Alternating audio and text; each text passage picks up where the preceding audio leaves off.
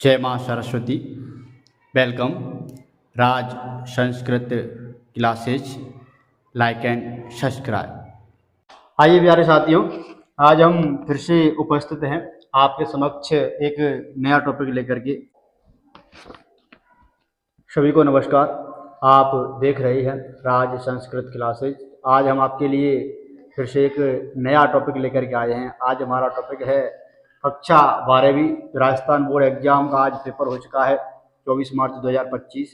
उसी के हम आंसर शीट लेकर के आए हैं, तो बने रहें वीडियो के साथ, जिससे आपको समस्त प्रश्नों के उत्तरों में आसानी रहे समझने में। तो आपने बोर्ड का पेपर अच्छी तरह दे ही लिया है, तो आपको पता चल जाएगा इस वीडियो को देखने के बाद आपको कितने नंबर प्राप्त होंगे बोर्ड की परीक्षाओं में। तो बने रहें वीडियो के साथ, जिससे आपको समस्त प्रश्नों का हल यहाँ पर समझने को मिल सके। आगे देखते हैं।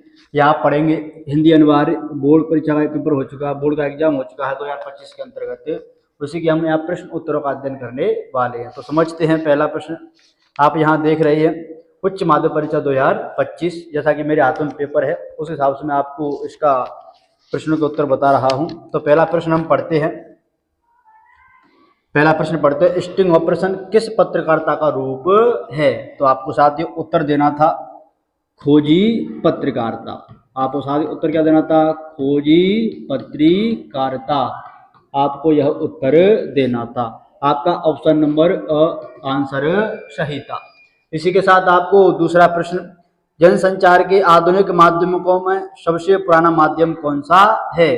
तो जनसंचार के आधुनिक माध्यम है, उनमें सबसे पुराना माध्यम कौन सा है? तो यहाँ पे हमारा उत्तर रहेगा साथियों, प्रश्न संख्या 2 का उत्तर है मुद्रित या प्रिंट माध्यम।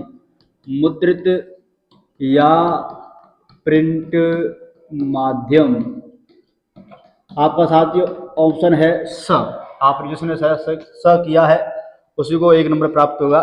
भाषा की ध्वनियों को जिन लेखक चिन्हों में लिखा जाता है उसे क्या कहते हैं? प्रश्न संख्या 3। साथियों इसका उत्तर क्या होगा? लिपि। प्रश्न संख्या 3 का साथियों उत्तर है व, और ब का साथियों आंसर क्या है? लिपि। साथियों उत्तर क्या हो जाएगा? लिपि। आगे देखते हैं प्रश्न संख्या 4। एक सीमित क्षेत्र में बोली जाने वाली भाषा के स्थानीय रूप को कहा जाता है। तो साथियों क्या कहते हैं? बोली। साथियों इसके प्रश्न नंबर 4 का उत्तर क्या हो जाएगा? बोली इसका उत्तर हो जाएगा। आगे देखते हैं प्रश्न संख्या 5। एक गीत शीर्षक कविता किस संग्रह से ली गई है? एक गीत, जैसा कि आपने पढ़ा है, हरिवंश राय बच्चन की कविता है आत्म परिचय। उसी के बाद दूसरे पेज पर है एक गीत, जो कि निशान निमंत्रण नामक पुस्तक से ली गई है। यहाँ पे साथियों उत्तर क्या हो जाएगा? ऑप्शन द, और आपका उत्तर हो जाएगा निशा निमंत्रण। साथियों उत्तर क्या हो जाएगा? निशा निमंत्रण। इसी के साथ आगे प्रश्न है प्रश्न संख्या 6। कवितावली, जैसा कि आपने तुलसीदास का पाठ पढ़ा है, कवितावली वाला पद्य वाक्य अंतर्गत किस कवि की रचना है? तो कवितावली वाला पाठ है, एक पुस्तक है कवितावली, गीतावली, दोहावली। और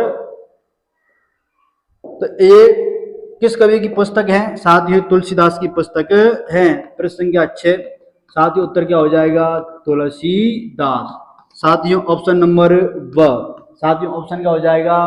ब।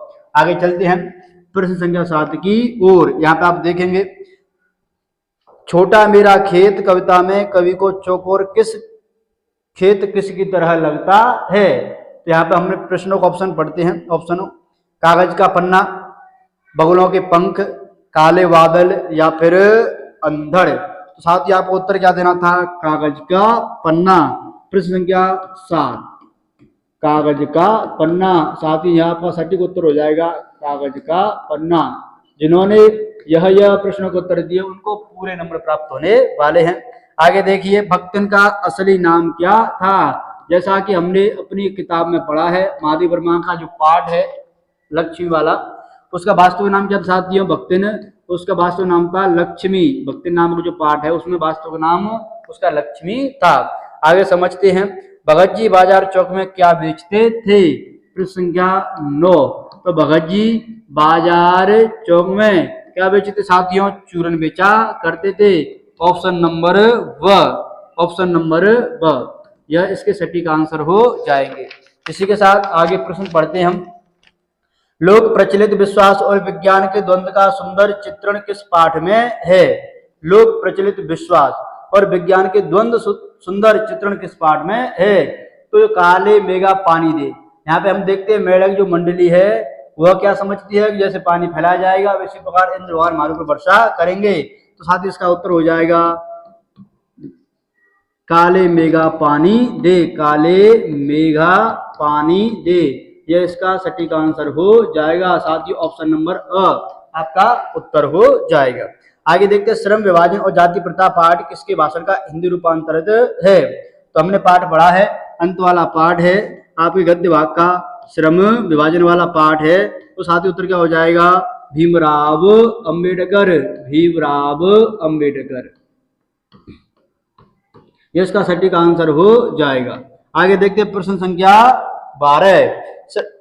श्रम विभाजन का पढ़ लिया। जो हुआ होगा जुमले में क्या भाव निहित है? जो हुआ होगा ऐसा जो जुमला है उसमें क्या भाव निहित है? साथ ही से भाव निहित ज्यों का त्यों स्वीकार कर लेना। ज्यों का त्यों क्या कर लेना? स्वीकार कर लेने का भाव। स्वीकार कर लेने का भाव। साथ ही इसका सटीक आंसर क्या हो जाएगा? अ। इसी के साथ हम समझते आगे बीडी पंत का पूरा नाम क्या था? By D Pant. तो आपने नाम पढ़ा है, इसका नाम क्या था साथियों? यशोधर पंत। साथियों नाम क्या था? यशोधर पंत। प्रश्न संख्या 13 यशोधर पंत इसका पूर्ण नाम था। आगे हम समझते हैं प्रश्न संख्या 14 को। आगे समझिए प्रश्न संख्या 14 में क्या है साथियों? पाठशाला में लेखक की मित्रता किसके साथ हुई? झूठ पाठ के आधार पर बताइए। तो पाठशाला में जो लेखक की मित्रता हुई थी वह बसंत पाटिल के साथ हुई थी। साथ ही आपको पेपर है उसमें ऑप्शन नंबर बसंत पाटिल इसका सटीक आंसर हो जाएगा। बसंत पाटिल। आगे देखिए प्रश्न संख्या 15। पाठशाला दुनिया के 2 सबसे पुराने नियोजित शहर माने जाते हैं। तो साथ ही उत्तर क्या हो जाएगा? प्रश्न संख्या मोहनजोदारो और हड़प्पा। मोहनजोदड़ो, मोहनजोदारो और हड़प्पा इसके सटीक आंसर हो जाएंगे। ऑप्शन नंबर अ। जूझ पाठ के लेखक का नाम क्या है साथियों? प्रश्न नंबर 16। जूझ पाठ के लेखक का नाम है साथियों आनंद यादव। इस पाठ के लेखक का नाम है। साथ ही ऑप्शन नंबर द। इस प्रकार आपको जो 16 प्रश्न दिए गए हैं बोर्ड की परीक्षाओं में अवसर वाले, उनको हमने भली बात यहाँ पर हल किया। इसी के साथ आगे और पेपर को देखते रहें और वीडियो को अच्छा लगे तो वीडियो को लाइक करें और सब्सक्राइब करें चैनल को, जिससे आपको इसी प्रकार के पेपर के आंसर प्राप्त होते रहें। आगे देखते हैं प्रश्न संख्या 2। आगे देखिए साथियों, जिस शब्द की जिस शक्ति से किसी शब्द के सबसे साधारण लोक प्रचलित अथवा मुख्य अर्थ का बोध होता है उसे शब्द शक्ति को कहते हैं। यहाँ पे साथियों मुख्य अर्थ का बोध कराने वाली शब्द शक्ति को हम अविदा शब्द शक्ति कहते हैं। साथ ही क्या कहते हैं? अविदा शब्द शक्ति कहते हैं। जैसा कि हमने आपको पढ़ाया शब्द शक्ति के बारे में, मुख्य अर्थ का जो बोध कराने वाली शब्द शक्ति है उसको हम अविदा शब्द शक्ति कहते हैं। तो आपका आंसर हो जाएगा अविदा शब्द शक्ति। आगे देखिए प्रश्न संख्या 2, प्रश्न नंबर 2 का 1 नंबर, प्रश्न संख्या 2 नंबर। नरेश तो बैल है वाक्य में शब्द शक्ति है। नरेश तो बैल है। नरेश तो बैल है। साथ ही वाक्य में शब्द शक्ति कौन सी हो जाएगी? लक्षणा। यहाँ पर उस नरेश में उस बैल जैसे लक्षण प्रकट है या बतलाए गए हैं। यहाँ पर साथ ही लक्षणा शब्द शक्ति का प्रयोग हो जाएगा। आगे देखते हैं पानी गए न उबरे मोती मानस चून। पानी शब्द में अलंकार है। साथ ही यहाँ पर पानी शब्द अलंकार कौन सा हो जाएगा? श्लेष अलंकार। यहाँ पर पानी के अलग अलग मायने बताए गए हैं। जब एक शब्द के अनेक अर्थ प्रकट हो वहां पर श्लेष अलंकार की प्राप्ति हो जाती है। आगे देखिए साथियों, जब किसी व्यक्ति के एक अर्थ में कहे गए शब्द या वाक्य का कोई दूसरा व्यक्ति जानबूझकर दूसरा अर्थ कल्पित करे तो वहां अलंकार होता है। तो या साथियों यहाँ पर जो कोई व्यक्ति एक अर्थ है उसका कोई दूसरा अर्थ क्या करे? कल्पित करे। साथियों यहाँ पर वक्रोक्ति अलंकार हो जाता है। साथियों कौन सा अलंकार? वक्रोक्ति अलंकार प्राप्त हो जाता है। साथियों 2 नंबर के 4 नंबर का आंसर क्या आ जाएगा? वक्रोक्ति अलंकार। अनुवल शब्द का सही हिंदी शब्द पारिभाषिक शब्द है, साथ ही क्या हो जाएगा, वार्षिक या फिर सालाना, वार्षिक या सालाना। इस प्रकार इसका आपको आंसर देना था। साथ ही शिविर शब्द का अंग्रेजी शब्द क्या है, साथ ही क्या होगा, शिविर शब्द का अंग्रेजी शब्द कैंप, CAMP। इसी प्रकार आपको और प्रश्नों के हल देखने के लिए मिलेंगे। आगे देखिए साथियों, प्रश्नों के आगे हम समझते हैं एक नए गद्यांश को, जहां गद्यांश में आपको शीर्षक और साथ में इनके प्रश्नों के उत्तर प्राप्त होंगे। तो यहाँ हम देख रहे हैं एक अपठित गद्यांश है प्रश्न संख्या 3 में। जैसा कि आपने प्रश्नों का उत्तर दिया है, चरित्र बल मनुष्य का सर्वोत्तम गुण है। तो यहाँ पर हम समझते हैं, मनुष्य अपने चरित्र की शक्ति से अनेकानेक विपत्तियां, आपत्तियों और कठिनाइयों का सामना कर सकता है। चरित्र किसी व्यक्ति, समाज अथवा राष्ट्र की मूलाधार शक्ति है। इस प्रकार जो आपका पूरा गद्यांश है अपठित है, इसके हम प्रश्नों के उत्तरों को समझने वाले हैं। तो आप बने रहें, जिससे आपको प्रश्नों के उत्तर प्राप्त होते रहें। उपयुक्त गद्यांश का उचित शीर्षक क्या है, यहाँ पे साथियों उपयुक्त गद्यांश का उचित शीर्षक क्या हो जाएगा, चरित्र का महत्व। किसका महत्व साथियों, चरित्रता का महत्व। आगे इसने प्रश्न पूछा है, मनुष्य का सर्वोत्तम गुण क्या है, यहाँ पे साथियों उत्तर क्या हो जाएगा, चरित्र बल मनुष्य का सर्वोत्तम गुण है। साथियों उत्तर आप लिखेंगे, चरित्र बल मनुष्य का सर्वोत्तम गुण है। क्या है, सर्वोत्तम गुण। आगे साथियों प्रश्न संख्या 3 का उत्तर आप समझेंगे, चरित्र की शक्ति से मनुष्य क्या क्या कर सकता है। तो मनुष्य अपने चरित्र की शक्ति से अनेक आपत्तियां, विपत्तियों, कठिनाइयों का सामना कर सकता है। साथ ही उत्तर क्या हो जाएगा, शक्ति से, चरित्र की शक्ति से। किसकी, चरित्र की शक्ति से अनेक आपत्तियां और विपत्तियां, कठिनाइयों का सामना कर सकता है। साथियों इस प्रकार आपको इसका उत्तर देना था। आगे समझते हैं प्रश्न 3 का प्रश्न नंबर 4, उत्तम चरित्र होना किसके लिए आवश्यक है। तो यहाँ बताया गया है कि सम्मान पूर्वक और सफल जीवन व्यतीत करने के लिए उत्तम चरित्र का होना नितांत आवश्यक है। उत्तर क्या है साथियों, सम्मान पूर्वक और सफल जीवन व्यतीत करने के लिए उत्तम चरित्र का होना आवश्यक है। आगे समझते हैं, मनुष्य को सच्चरित्र बनाने का प्रयास क्यों करना चाहिए। जीवन को सुख, शांति और आनंद से भरपूर बनाने के लिए मनुष्य को निरंतर सच्चरित्र बनाने का प्रयास करना चाहिए। ये आपको गद्यांश में सारे उत्तर हैं, वही से हम आपको पढ़ करके प्रश्नों के उत्तर बता रहे हैं। सचरित्रता के अभाव में केवल बौद्धिक ज्ञान किसके समान होता है। तो सचरित्रता के अभाव में केवल बौद्धिक ज्ञान सुगंधित सबके समान होता है। साथ ही किसके साथ, प्रश्न नंबर 6 का उत्तर है सुगंधित सबके समान। इसका सटीक आंसर हो जाएगा। इस प्रकार हमने अपठित गद्यांश को प्रश्न संख्या 3 का हल कर लिया है। आगे समझते हैं प्रश्न संख्या 4 का अपठित पद्यांश भाग। यहाँ पर हम समझते हैं, मेरो मन अनंत कहाँ सुख पावे, जैसे उड़ जहाज को पंछी फिर जहाज पर आवे। कमल नयन को छाड़े महात्म और देवे को ध्यावे। परम गंग को छाड़ पियासो दुरम अतिकूप खनावे। जिह मधुकर अंबुज रस चाख्यो क्यों करील फल पावे। तो यहाँ पर हम इसका पहले इंजर समझ लेते हैं, जिससे आपको इसका गद्यांशों के प्रश्नों का उत्तर समझ में आ जाए। तो यहाँ पर आप समझेंगे, यह पद्यांश भाग है जो कृष्ण भक्ति पर आधारित है, कृष्ण की भक्ति। तो साथियों इसका जो प्रश्न का जो गद्यांश का शीर्षक होगा साथियों कृष्ण भक्ति हो जाएगा। यहाँ मेरा मन अनंत कहाँ सुख पावे। तो यहाँ पर जो कृष्ण के भक्त हैं वह कहते हैं, जो मेरा मन है कहीं भी क्या नहीं पाता है, अनंत सुख नहीं पाता है। मेरा तो ध्यान आप में ही लगा है और मैं तो आपके पास रहकर ही सुखी हूं। जैसे उड़ जहाज को पंछी फिर जहाज पर आवे। जैसे समुद्र में जहाज चल रहा है और जहाज का जो पंछी बैठा जहाज पर वह उड़ना चाहे, जब भी किनारे पर पहुंच नहीं सकता, फिर से वो लौट करके उस जहाज पर ही आ जाता है। जो कृष्ण के भक्त हैं वहां से अगर छोड़ के जाना भी चाहें तो फिर से वही लौट करके आ जाते हैं। इस प्रकार की इस पंक्ति बात बतलाई गई है। कमल नयन को छाड़ महात्म और देवे को ध्यावे।